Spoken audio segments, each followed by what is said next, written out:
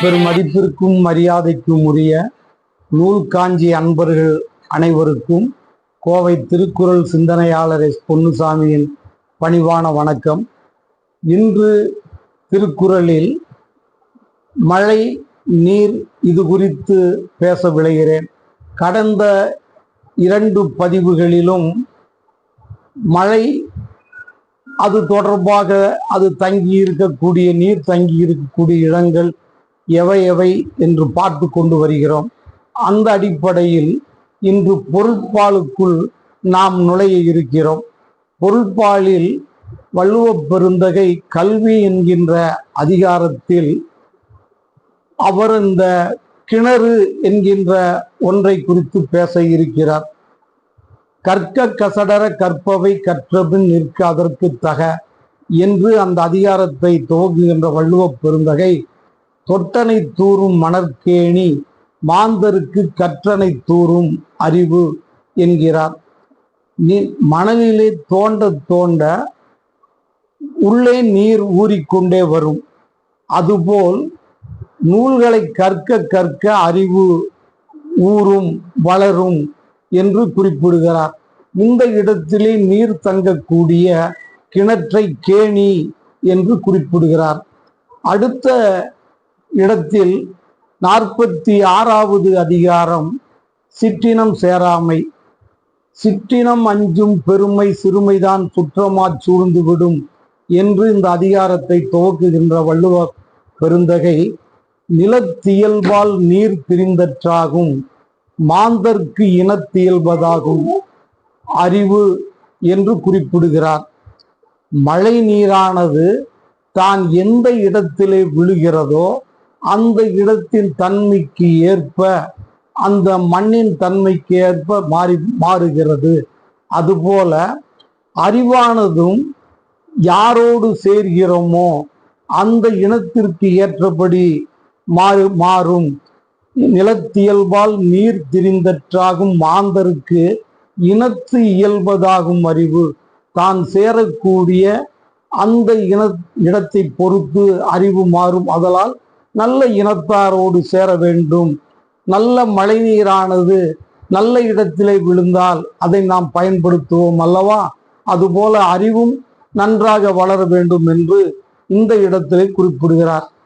அடுத்து இடன் அறிதல் என்கின்ற 50வது அதிகாரத்தில் தொடங்கற்க எவ்வினையும் எல்லற்க முற்றும் இடங்கண்ட பின்னல்லது என்று அந்த அதிகாரத்தை துவக்குகின்ற வள்ளுவப் பெருந்தகை நெடும் புனலுள் வெல்லும் முதலை அடும் புனலின் நீங்கின் அதனை பிற என்று சொல்லுகிறார்.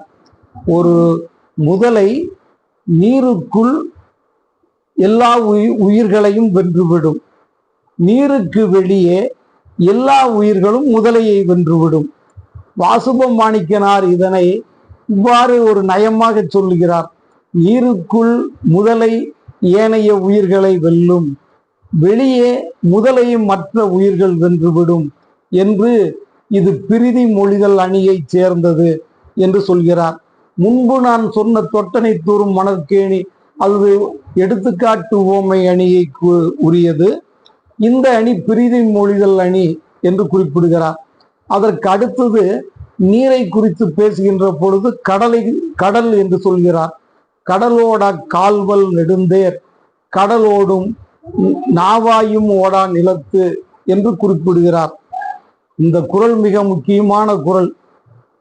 எந்த இடத்திலே எது நாம் செய்ய வேண்டுமோ அந்த இடத்திலே அது செய்தால்தான் வெற்றி என்று சொல்வதற்கு வந்த வள்ளுவப் பெருந்தகை கடலிலே ஓடக்கூடிய ஓடமானது நிலத்தில் ஓட முடியாது, நிலத்தில் ஓடக்கூடிய தேர் கடலிலே ஓட முடியாது என்று ஒரு பிரிதி மொழிதல் அணியிலே இந்த செய்தியை நமக்கு சொல்லுகிறார். அடுத்து சுற்றம் தளால் என்கின்ற அதிகாரம் 53வது அதிகாரம் பற்றற்ற கண்ணே பழமை பாராட்டுதல் சுற்றத்தார் கண்ணே உள என்று அந்த அதிகாரத்தை துவக்குகின்ற வள்ளுவர் 3வது குறளிலே சொல்லுகிறார். இங்கே குளத்தை குளம் என்று சொல்கிறார். அளவலாவில்லாதான் வாழ்க்கை குளவாள கோடின்றி நீர் நிறைந்தற்று என்று குறிப்பிடுகிறார். இந்த இடத்தில் நாம் குளக்கரை சரியாக இல்லாவிட்டால் அதில் சேரக்கூடிய நீரும் அந்த அளவுதான் சேரும். அதுபோல நம் சுற்றத்தாரிடத்திலும் அளவளாவி பழகினால் மட்டும்தான் சுற்றம் நிலைக்கும், இல்லாவிட்டால் சுற்றம் மாறுபட்டு விடும் என்று சொல்லுகிறார். அளவளாவு இல்லாதான் வாழ்க்கை குளவு ஆள கோடின்றி நீர் நிறைந்தற்று என்று சொல்லுகிறார். கோடு என்பது இந்த இடத்தில் கரை என்று நாம் வைக்க வேண்டும். பொதுவாக கோடு என்றால் மரம் என்று சொல்லுவார்கள். ஆனால் இந்த இடத்தில் குளக்கரை என்று சொல்கிறோம் அல்லவா, கரை என்று வைக்க வேண்டும். அதற்கு அடுத்தது 55வது அதிகாரம் செங்கோன்மை.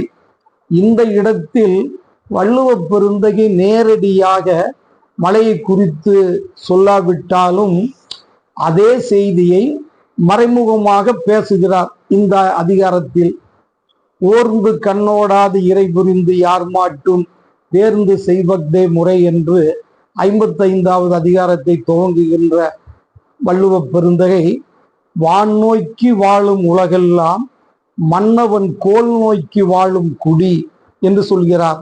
வான் நோக்கி வாழும் உலகம் அப்படி என்றால் உலகத்திலே இருக்கின்ற எல்லா உயிர்களும் மழையை எதிர்பார்த்து வாழ்கின்றது. அதுபோல மக்கள், அரசனுக்கு ஒரு நாட்டில் இருக்கின்ற மக்கள் எல்லாம் அரசனுடைய நீதியினுடைய அருளை எதிர்நோக்கி இருக்கிறார்கள் என்று சொல்லுகிறார். அடுத்த இதே அதிகாரத்தில் அங்கும் அவர் மழை என்று சொல்லாவிட்டாலும் இயல்புலி கோலோச்சு மன்னவன் நாட்ட பெயலும் விளையலும் தொக்கு என்று சொல்கிறார். ஒரு நல்ல அரசன் நல்லபடியாக நாட்டை ஆட்சி செய்து வருவானே ஆகில் அந்த நாட்டில் விளைபொருளும் பருவமழையும் ஒரு சேர பெய்யும் என்று வள்ளுவ பெருந்தகை சொல்கிறார். இயல்குழி கோலோச்சு மன்னவன் நாட்டு பெயலும் விளையலும் தொக்கு என்று செங்கோன்மை என்ற அதிகாரத்தில் 2 செய்தியை சொல்லுகிறார். அடுத்து கொடுங்கோன்மையிலும் 2 செய்தியை சொல்லுகிறார். அது அடுத்த பதிவிலே என்னென்ன மழையை குறித்து பேசுகிறார் என்று பார்க்கலாம். இது போன்ற செய்திகள் தொடர்ந்து உங்களுக்கு வர வேண்டும் என்று சொன்னால் நீங்கள் நூல் காஞ்சி என்கின்ற யூடியூப் சேனலை பதிவு செய்வதோடு பிறருக்கும் பகிர்ந்து கொடுத்து ஆதரிக்குமாறு அன்புடன் வேண்டுகிறேன். பெரியதொரு பதிவில் சந்திக்கலாம். நன்றி, வணக்கம்.